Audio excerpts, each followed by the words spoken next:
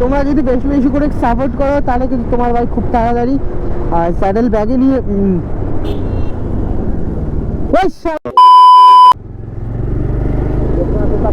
But কোনোদিনও কিন্তু আমি দু সাইডে স্যাডেল ব্যাগ বা পিলিয়ান এভাবে নিয়ে কোনোদিনও সেরকম করে রাইড করিনি।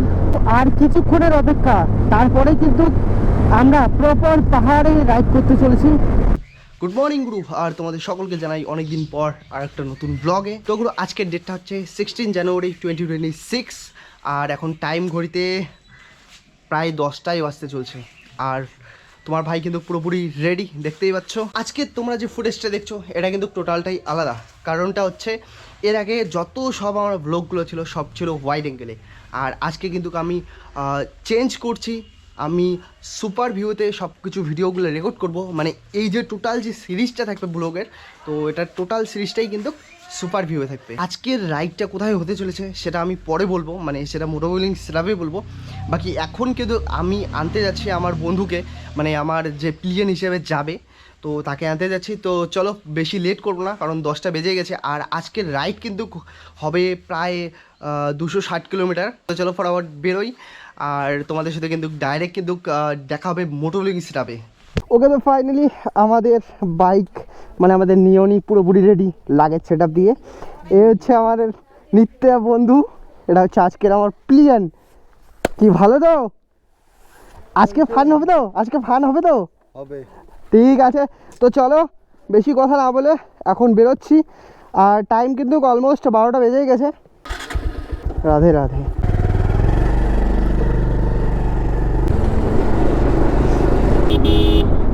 জয় বাবা, দেখো বাবা ভালো করে যেন যাই।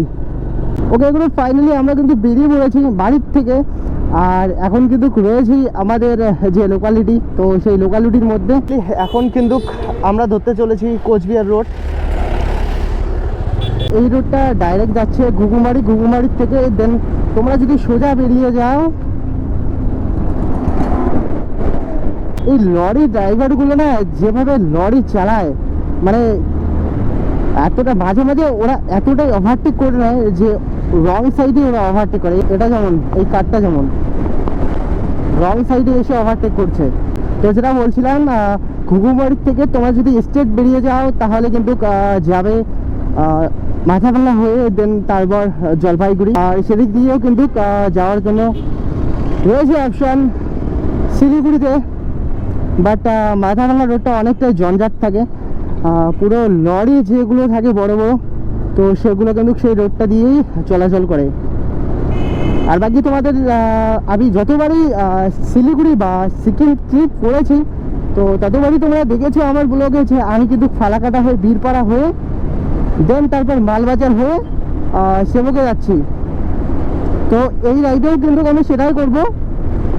আমি কিন্তু ফালাকাটা হয়ে দেন বীরপাড়া হয়ে মালবাজার হয়ে দেন সেবক যাব, কারণ এই রোডটা অনেকটাই স্ট্রেট আর অনেকটা কম সময়ের মধ্যে অনেকটা রোড কভার করা যায়। আর বাকি আজকে এই আমি যে সুপার ভিউয়ের মডটা ক্যামেরার মধ্যে সেট করে গেছি, তো সেটার ভিউ তোমাদেরকে কেমন লাগছে তোমরা একটু কমেন্ট সেকশনে অবশ্যই জানিও। আর সেই কমেন্টগুলো পড়েই কিন্তু আমার বন্ধু ভিডিও বানার যে মোটিভেশনটা সেটা কিন্তু বেশি করে আসে। তো প্লিজ তোমরা একটু তোমার ভাইকে বেশি করে সাপোর্ট করো, তাহলে কিন্তু আমার যে ভিডিও ছাড়ার যে লং একটা ডিস্টেন্স হয়ে যায় সেটা কিন্তু অনেকটাই কভার করে নিতে পারবে। তোমরা ভালো ভালো কমেন্ট করলে আমারও মনটা অনেকটাই খুশি হবে, আর সেখান থেকে আমি কিন্তু বেশি বেশি আরও বেশি বেশি করে ভিডিও বানাতে পারবো। বাকি আজকের ট্রিপে আমি কোথায় যাচ্ছি সেটা তোমাদেরকে বলিনি। আজকের ট্রিপে আমি যাচ্ছি সিকিম যাচ্ছি। সিকিমের কোথায় যাচ্ছি সেটা তোমাদেরকে পরেই বলবো। সামনে কিন্তু আসতে চলেছে ঘুঘুমারি চৌপতি, আর চৌপতির থেকে আমরা কিন্তু নিয়ে যাবো রাইট সাইডে, মানে হচ্ছে আমাদের হোম টাউন কোচবিহার একটু ঢুকবো, কোচবিহারকে বাইপাস করবো, বাঁধের পার হয়ে বেরোবো। আর বাকি যে টাইমটাতে আজকে বেরিয়েছি মানে 12টা সাড়ে 12টার দিকে, এই টাইমটাই কিন্তু একটু কনজেস্টেড থাকে যে কোনো বলতে গেলে সিটি এলাকাগুলো। ওকে, এই যে চৌপতিটা এটার নাম হচ্ছে ঘুঘুমারি চৌপতি, আর স্টেট গেল মাথাভাঙা।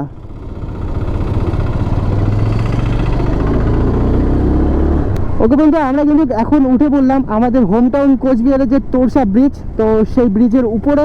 ওকে, তোমরা যদি স্টেট বেরিয়ে যাও তাহলে কিন্তু সামনে মরাপাড়া চৌপতি হয়ে হোম টাউন ঢুকতে হবে। বাকি আমরা বাইপাস নিয়ে নিচ্ছি, বাঁধেরবাড় রোড দিয়ে যাচ্ছি এখন আমরা। ওকে বন্ধু, আমরা কিন্তু ফালাকাটার থেকে প্রায় 30 কিলোমিটার পিছনে রয়েছি। আর এদিকের সিনিক বিউটিটা একবার দেখো, যতদূর চোখ যাচ্ছে শুধু সবুজের সবুজ। এগুলো সব কিন্তু আলুর ক্ষেত। হ্যাঁ, সব এগুলো আলুর ক্ষেত, সব আলু করেছে। জাস্ট অসাধারণ লাগছে দেখতে। গুরু আমার স্যাডেল স্টেগুলো লাগানোর কিন্তু প্রায় 8-9 মাস হয়ে গেল, বাট কোনোদিনও কিন্তু আমি দু সাইডে স্যাডেল ব্যাগ বা পিলিয়ান এভাবে নিয়ে কোনোদিনও সেরকম করে রাইড করিনি। মানে এক সাইডে আমার স্যাডেল ব্যাগ লাগিয়েছি আর পিলিয়নও তখন ছিল, বাট এইবার আমি double saddle bag plus pillion. আর ট্যাঙ্ক ব্যাগ তো আমার নেই, বাট আমার যে ক্যামেরার ব্যাগটা আছে সেই ব্যাগটাকেই আমি ট্যাঙ্ক ব্যাগের মতন করে বেঁধে নিয়েছি। আর এই ব্যাগটা কিন্তু এইখানে লাগানোর পর আমি অনেকটাই কমফোর্টেবল মনে করছি, কারণ প্রত্যেকবার রাইডে আমার পিঠের মধ্যে নতুবা আমার সামনে ব্যাগটা নিয়ে যেতে হয়। বাট আমি এইবার ফার্স্ট টাইম এই ট্রাইটা করলাম, অনেকটাই মানে কমফোর্টেবল মনে হচ্ছে। তো স্যাডেল ব্যাগ দুই সাইডে নিয়ে যে বাইক চালানোর এক্সপিরিয়েন্স, সেটা আজকে তোমাদেরকে বলবো যে কেমন কি হচ্ছে। বাকি এখনও তো মোটামুটি ঠিকই লাগছে। তো এখন অবধি কিন্তু স্টেট রোডে চালাতে কোনো রকম প্রবলেম হচ্ছে না। বাকি সেবক পার করার পর যখন আমি কর্নারিং করব তখনকার এক্সপিরিয়েন্সটা কেমন হয়, তো সেটাই তোমাদেরকে বলবো লাগেজ সেট আপের বিষয়ে। আর তোমরা যদি বেশি বেশি করে সাপোর্ট করো তাহলে কিন্তু তোমার ভাই খুব তাড়াতাড়ি স্যাডেল ব্যাগে নিয়ে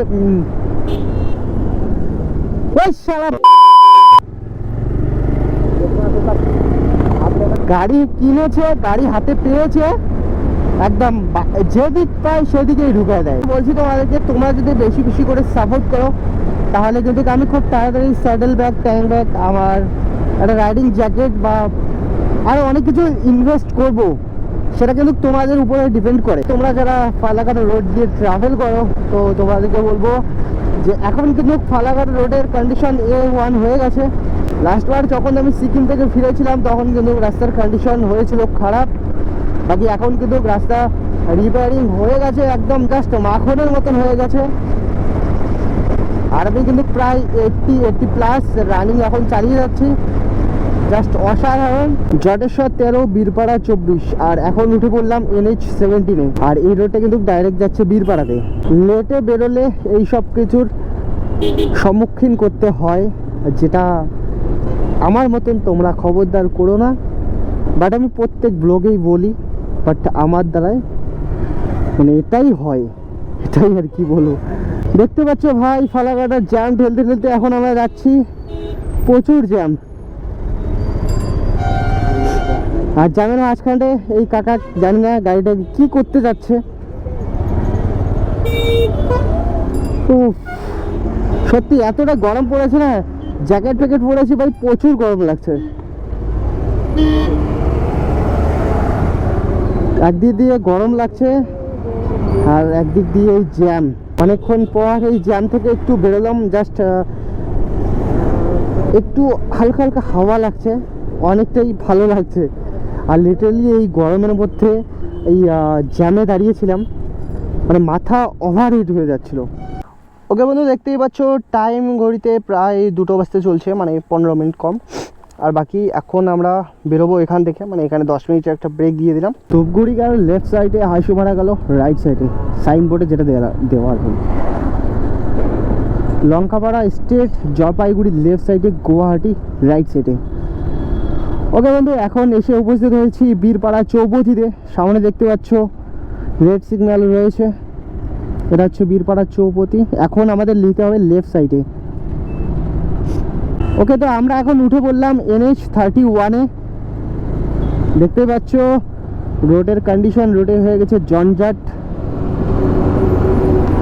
হ্যাঁ, যে টাইম হয়ে মানে এখন যে টাইম রয়েছে, তো এই সময় একটু রোডটা একটু কনজেস্টেডে থাকবে। এখন কিন্তু আমরা ক্রস করছি এথলবাড়ি নামে একটা জায়গা। রোডের সিগন্যাল বলে কিছুই নেই এখানে।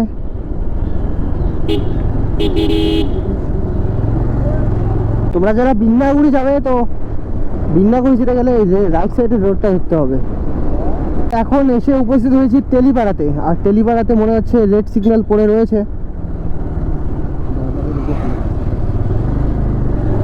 হ্যাঁ ঠিক রেড সিগন্যাল হয়ে রয়েছে, তো এখন আমাদের নিতে হবে রাইট সাইডে। ও সিগন্যাল খুলে দিয়েছে দিয়েছে।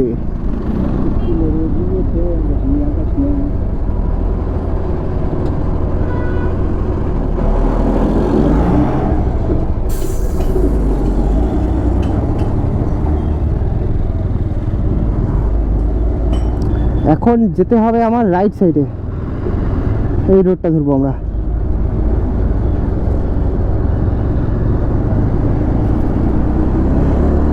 NH31 লাটাগুড়ি 57, মালবাজার 49, সেবক 81, গ্যাংটক 173 কিলোমিটার। এখান থেকে তেলিপাড়ার থেকে গ্যাংটক 173 কিলোমিটার। বেশি কথা না বলে এখন একটু কনসেন্ট্রেশনের সাথে রাইড করি, কারণ নাহলে কিন্তু আমাদের যেতে যেতে 10টা বেজে যাবে।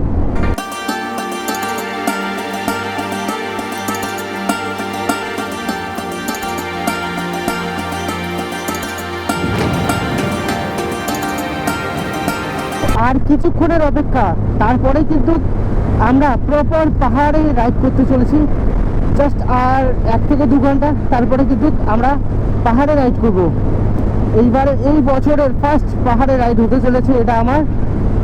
জানুয়ারি, আজকে 16 জানুয়ারি, আর আমি যাচ্ছি সিকিমে। আর জাস্ট এই সাইড থেকে শুরু করে এই সাইড অব্দি টোটাল একটা পাহাড়ের একটা আভা রয়েছে, জাস্ট অসাধারণ দেখতে হয়েছে। যদি গোপ্রোতে ক্যাপচার করছে তাহলে তো ভালোই, তোমরাও দেখতে পেয়ে যাবে। বাকি আমি চোখে যা দেখছি জাস্ট অসাধারণ। লাস্ট রাইডে কিন্তু এই আমি ডায়না ব্রিজে দাঁড়িয়েছিলাম একটু ব্রেকের জন্য, জাস্ট অসাধারণ ভিউ লাভ করে নিলাম একটুখানি। বাইকের পেট পূজা হয়ে গেছে, এখন আমাদের পেট পূজা করতে হবে।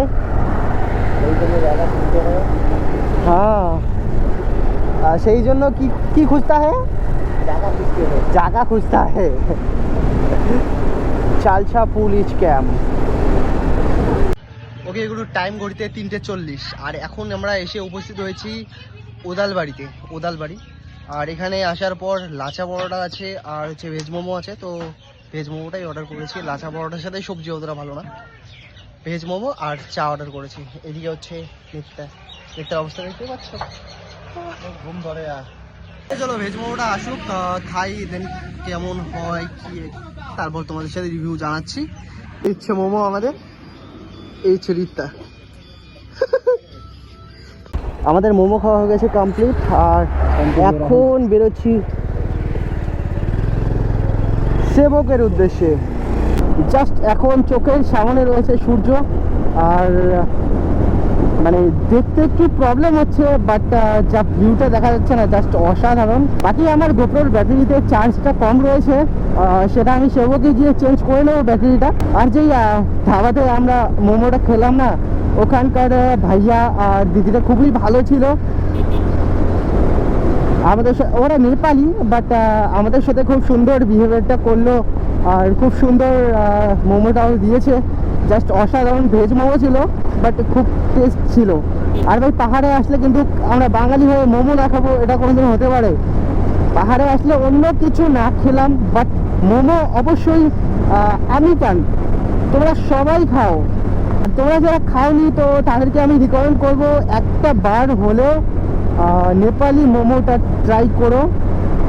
মুখের মধ্যে একটা আলাদা স্বাদ চলে আসবে। যেটা বন্ধুগণ আর কিছুক্ষণ তারপরে কিন্তু আমাদের সামনে চলে আসবে সেবকের করোনেশন ব্রিজ।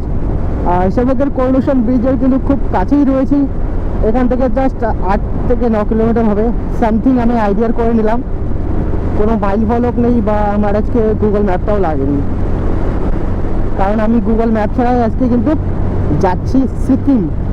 আর আমার কিন্তু সিকিম এইবার নিয়ে সবার হয়ে যাবে।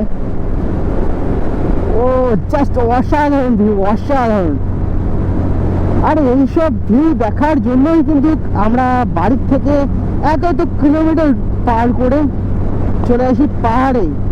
আমার নিত্যা বন্ধু কিন্তু ফার্স্ট টাইম এটা হচ্ছে সিকিম রাইড হতে চলেছে। ও আমার সাথে এত এত জায়গা ঘুরেছে, যেটা আমার কাছে স্মৃতি হিসেবে কিচ্ছু নেই, বাট এই ব্লগে তার ফার্স্ট, মানে আমার ইউটিউব চ্যানেলে তার ফার্স্ট একটা স্মৃতি রয়ে যাবে। আর জীবনে হয় কিছু করতে পারি না পারি, এইসব স্মৃতিগুলোই কিন্তু থেকে যাবে। তো তোমরা একটু পারলে একটু তোমাদের একটু স্মৃতিগুলো তৈরি করে নিও।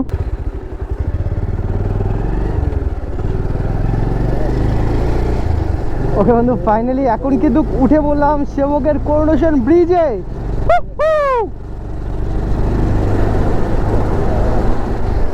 ব্রিজ থেকে লেফট সাইডের ভিউ অ্যান্ড রাইট সাইডের ভিউ জাস্ট অসাধারণ। এখন কিন্তু আমরা ধরবো NH10। তোমরা যারা সিকিমে আসছো ভাববে, তো অবভিয়াসলি আসো। এখন রাস্তার কন্ডিশন মোটামুটি ভালোই রয়েছে, যেটা এতক্ষণ অবধি চালিয়ে আমি দেখতে পেলাম। পাহাড়ি রাস্তার একটা কথা বলবো, যেটা হচ্ছে কোনো টাইমই পুরোপুরি রাস্তাটা তোমরা একদম মাখনের মতন পাবে না। জয় ভোলেনাথ। দেখো বাবা, ভালো করে যেন যাই। আর আমার স্যাডেল ব্যাগ নিয়ে একটুখানি প্রবলেম হচ্ছে, বাট আরও কিছুক্ষণ চালানোর পরে কিন্তু আরও একটা বেশি কনফিডেন্সটা আসবে আমার।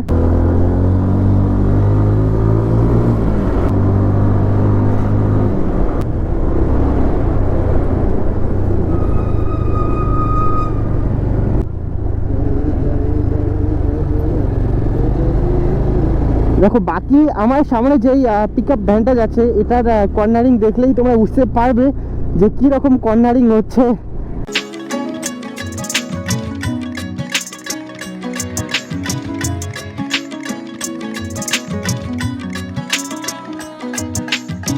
The next day. Good morning Guru, good morning from Sikkim. সিকিমের এখন রয়েছি রানীপুরে, মানে আমাদের দ্বিতীয় হোমে, যেটা হচ্ছে আমাদের বান্টি বন্ধু, সমীর বন্ধু আর মান্টি বন্ধু। তো এইখানে আছে এখন, এই হচ্ছে আমাদের নিত্য বন্ধু। বাকি কালকে আসার পর মানে টাইট অবস্থা, পুরোপুরি টাইট ছিল, যার কারণে আর ব্লগটা এন্ড করা হয়নি। বাকি পিছন থেকে দেখতে পাচ্ছ ভিউ এরকম। আর সকাল সকাল একদম ফ্রেশ আবহাওয়া কমপ্লিট। বাকি এখানে প্রচুর ঠান্ডা রয়েছে, রোদ্র উঠেছে, বাট তারপরেও কিন্তু হাওয়া চলছে হালকা হালকা, আর ঠান্ডা যার কারণে বেশি অনেকটাই লাগছে। তো চলো, এই ব্লগটা বেশি লম্বা না করে এখানে এন্ড করছি। আর তোমাদের সাথে কিন্তু খুব তাড়াতাড়ি দেখা হচ্ছে একটা নতুন ব্লগ আর নতুন একটা ইন্টারেস্টিং ট্রাভেল সিরিজ নিয়ে। ততক্ষণের জন্য টাটা।